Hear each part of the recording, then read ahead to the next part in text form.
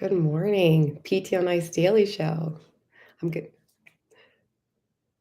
YouTube is live, but I'm waiting for Instagram. Good morning, PTO Nice Daily Show. How's it going? Welcome to Clinical Tuesday. I'm Dr. Lindsay Huey, coming to you live from Edgerton, Wisconsin. So good to see you all today. I am going to chat with you about playing offensive medicine in our folks with degenerative meniscal injury. Before I dive into what that looks like, I'd love to share with you a little bit about courses Mark and I have coming up in extremity management.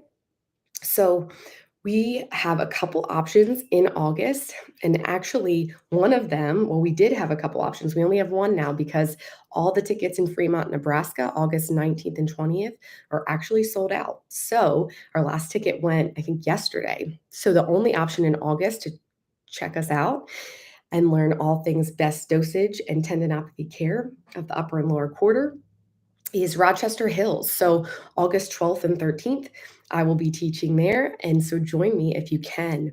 And then in September, Mark has two options for you, September 9th and 10th out of Amarillo, Texas, and then September 16th, 17th out of Ohio. So Cincinnati will be coming your way.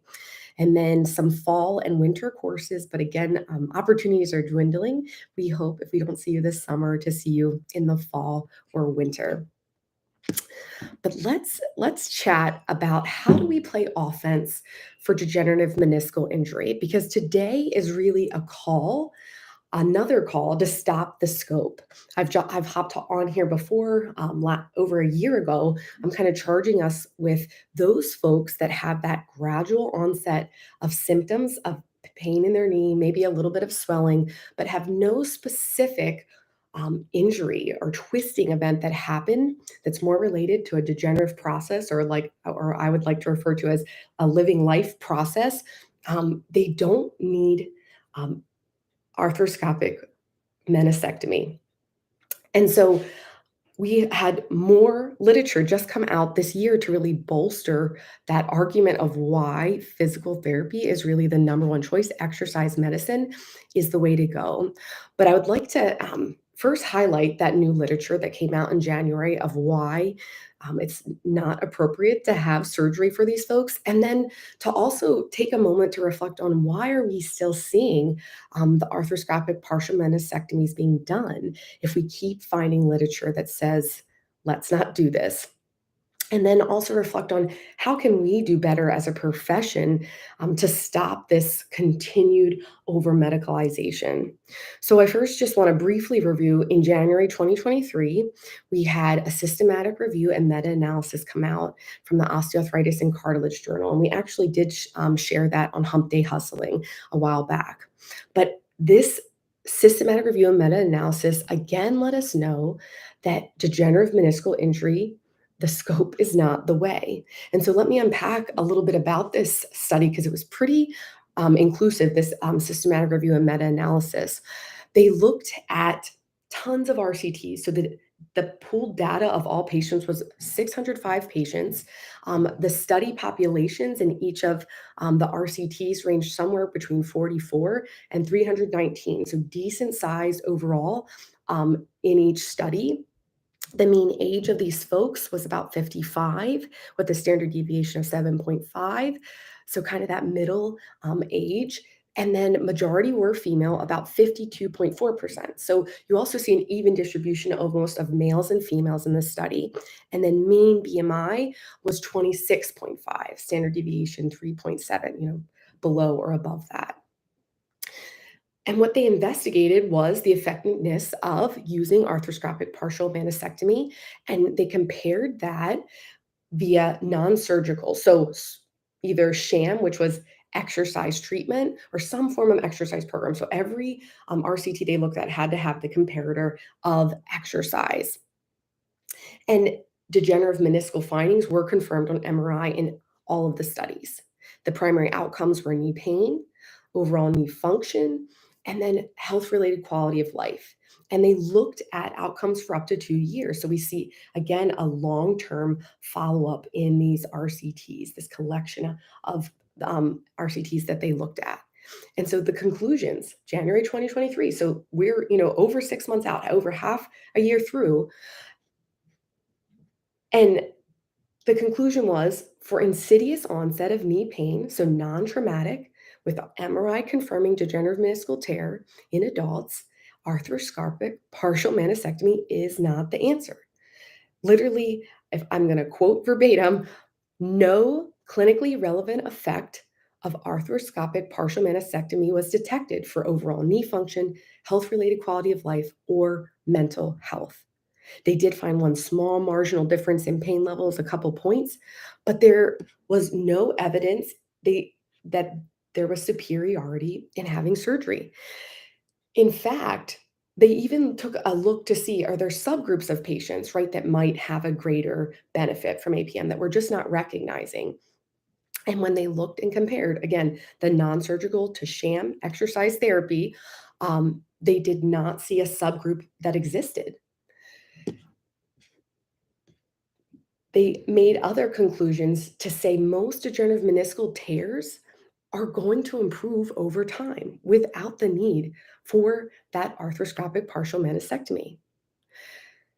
Other findings that I think are really important to point out before we kind of reflect on why, if we have this evidence, do we keep seeing surgeries being done, is that when they looked at the individuals in the studies, those with BMI over 30, so obese individuals, compared to the healthy BMIs less than 25, they had a 4.7-fold increased risk of progressing to knee osteoarthritis, whether they had surgery or not. It was really a call to action when they found this in this pooled data of all these folks, is that body weight reduction strategies need to be on board for pain and function effects. So just to send it home about this study and what they said, one of the final things that they wrote in their conclusion was, and I'm going to read it verbatim, we recommend that physicians minimize the use of arthroscopic partial mastectomy to treat patients with degenerative meniscal tears because there is no significant advantage over non-surgical treatment. This is the osteoarthritis journal, right? This is a pretty high tier journal, Osteoarthritis and Cartilage Journal, making this statement. So, why are we still seeing a ton of them? Why does this keep happening where we see patients? I have one of my caseload right now, right? Why is this happening? Well, we're obviously not reading the literature as a healthcare team and as physicians, right? Because patients still think this is a primary defense. I'd love to reflect on that even 10 years ago in 2013, we had a study from Yim et al. Where they compared meniscectomy versus non-operative strength care. And this was in 103 patients.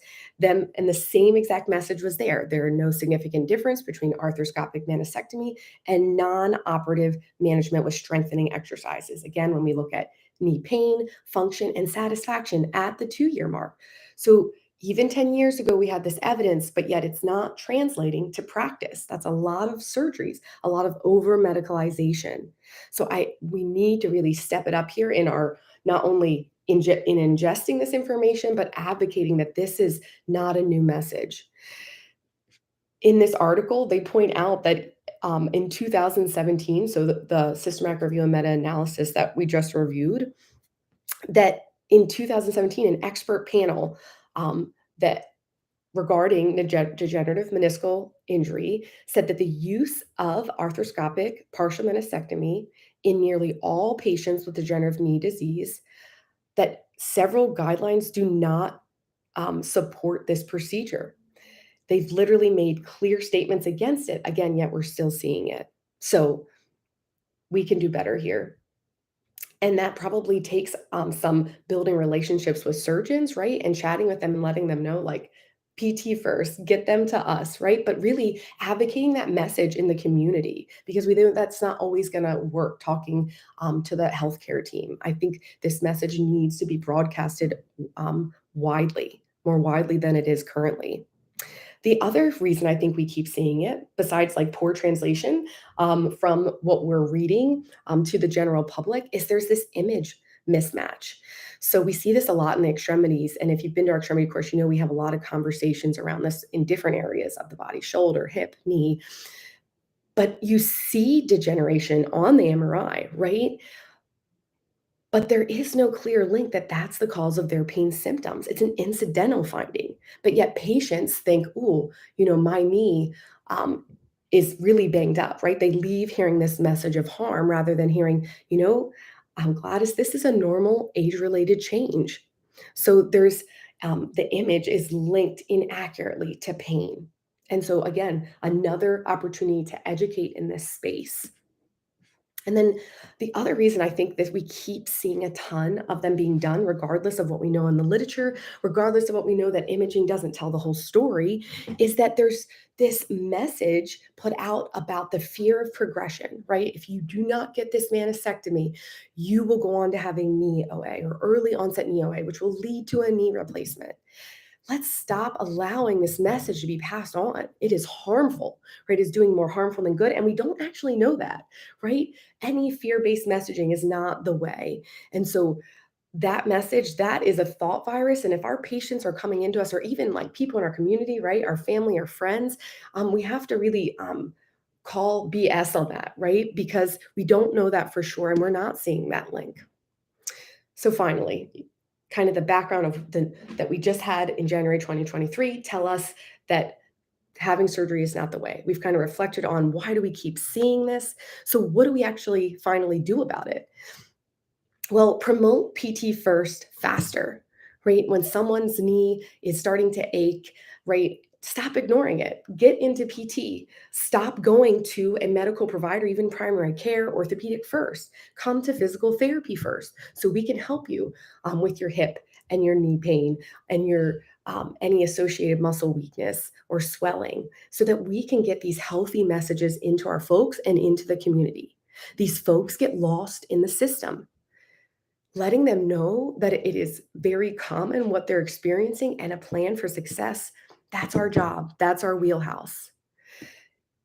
We need to manage expectation too. So, folks, right, some of our patients are going to want to do the surgery anyway, right? Despite any of the things we can tell them about the evidence, right? They're set on it, their belief and expectation is going to help.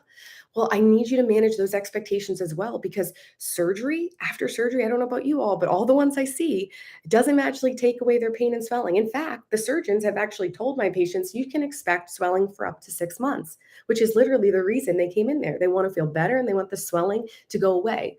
Well, guess what? At least for 6 months, it's not going to happen, folks. So letting them know that in a kinder, less passionate way, probably, um, so while these folks might return to work or sport, they're going to have ongoing symptoms and that swelling. So letting them know that even if they opt for that, it's still going to be a challenge. They're still going to need PT. So I tend to want to say, why not play offensive time along those 6 months where you don't have to respect healing timeframes after surgery, where we can really get after strength around that knee and that hip. The other thing we need to reflect on and how we can do better is that it's not just promote PT faster, it's not just managing expectation, but we have to understand the underlying ecosystem challenge that is present in a lot of these folks. We see, and especially in the systematic review and meta-analysis that came out in January 2023, we see an underlying poor diet. And the reason we can know that it's related somehow to diet is we see overweight and obesity being present, excuse me. And so we have to understand that we have to intervene in these folks, not just knee range of motion and knee and hip strength and proprioception, but we actually have to consider there's that underlying ecosystem piece. And here's where PTs can help too, right? We can help with mindset, mindfulness, exercise, diet, sleep, and really guide them along that path as a shepherd. We can help. So we need to know that we can help, right? So some of us maybe don't even realize that our own, 2018 CPG guidelines out of the JOSPT let us know that exercise is medicine. And whether patients do opt for surgery or not, that guideline really points out that supervised exercise.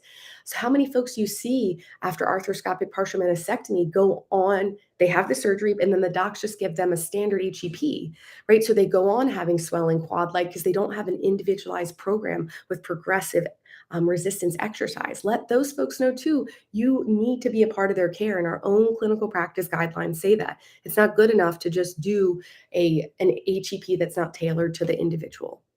And then what that CPG highlights is we're always going to do a mix of hip and knee strengthening. We will have manual therapy on board. We will do proprioceptive activity and neuro re-ed. For those joining this morning, thank you. To summarize where we are at when thinking about our degenerative meniscal care, we need to advocate against surgery with that insidious onset of knee pain. We need to share this evidence far and wide that it is not recommended as frontline defense. We need to stop the fear messaging as a care profession, and let folks know that degenerative changes found on images are normal signs of living their life, and that pain does not equate to imaging findings.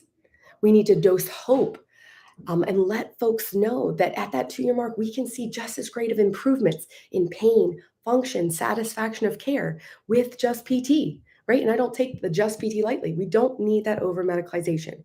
PT first is the way. I'd rather see a patient taking control of their ecosystem and knee health for 2 years rather than that wait and see approach. Will surgery help? Stop the scope, folks. Have a happy Tuesday, and thank you for joining me.